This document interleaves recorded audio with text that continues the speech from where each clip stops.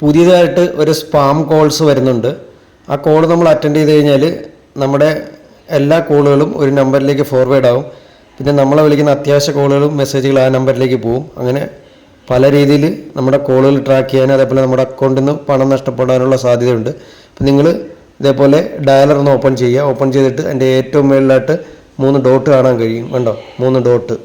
അത് നിങ്ങൾ ടച്ച് ചെയ്യുക. ടച്ച് ചെയ്യുമ്പോൾ ഇവിടെ കാൾ സെറ്റിങ്സ് എന്ന് പറയുന്ന ഓപ്ഷൻ താഴെയായിട്ട് കാണാൻ കഴിയും. കണ്ടോ, കാൾ സെറ്റിങ്സ്. അന്ന് ഓപ്പൺ ചെയ്യുക. ഓപ്പൺ ചെയ്തിട്ട് താഴേക്കൊന്ന് സ്ക്രോൾ ചെയ്യുക. കുറച്ച് താഴെ വരുന്ന സമയത്ത് കാൾ ഫോർവേഡിങ് എന്ന് പറഞ്ഞ ഓപ്ഷൻ കാണാൻ കഴിയും. ശ്രദ്ധിക്കേണ്ട, കാൾ ഫോർവേഡിങ്.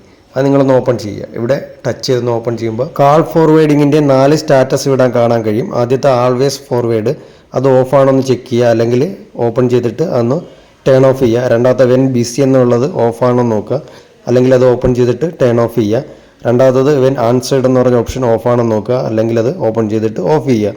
മൂന്നാമത്തെ വെൻ അൺറീച്ചബിൾ, അവിടെ ഫോർവേഡ് ടു എന്ന് ഏതെങ്കിലും നമ്പർ ഉണ്ടെങ്കിൽ അത് ഡിലീറ്റ് ചെയ്ത് കളയുക. ഒരു പ്ലസ്സിൽ തുടങ്ങിയിട്ട് ഒരു 5 നമ്പർ വരുന്നെങ്കിൽ അത് കസ്റ്റമർ കെയറിലെ നമ്പർ ആയിരിക്കും. ജസ്റ്റ് ആ നമ്പറിൽ നിന്ന് കോപ്പി ചെയ്തിട്ട് നെറ്റിൽ സെർച്ച് ചെയ്ത് നോക്കുക അത് കസ്റ്റമർ കെയറിലെ ആണോ എന്ന്. ഇനി കസ്റ്റമർ കെയറിലെ ആണെങ്കിൽ നിങ്ങളത് ഡിലീറ്റ് ചെയ്തില്ലെങ്കിൽ കുഴപ്പമില്ല, അല്ലെങ്കിൽ ഡിലീറ്റ് ചെയ്യുക.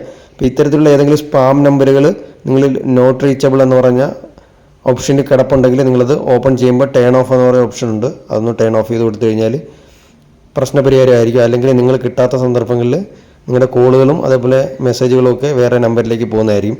ഇതൊരു സ്പാം കോളായിട്ട്, ഒരു ഹാക്കിംഗ് കോളായിട്ട് സാധാരണ രീതിയിൽ പലയിടത്തും എത്തി പലർക്കും പ്രശ്നം ഉണ്ടായിട്ടുള്ളതാണ്. അതുകൊണ്ടാണ് ഈ ഇൻഫർമേഷൻ നൽകുന്നത്. അപ്പോൾ കോൾ ഫോർവേഡിങ്ങിൽ ഏതെങ്കിലും നമ്പർ ഉണ്ടെങ്കിൽ അത് പൂർണ്ണമായിട്ട് ഡിലീറ്റ് ചെയ്യുന്നതായിരിക്കും എപ്പോഴും നല്ലത്.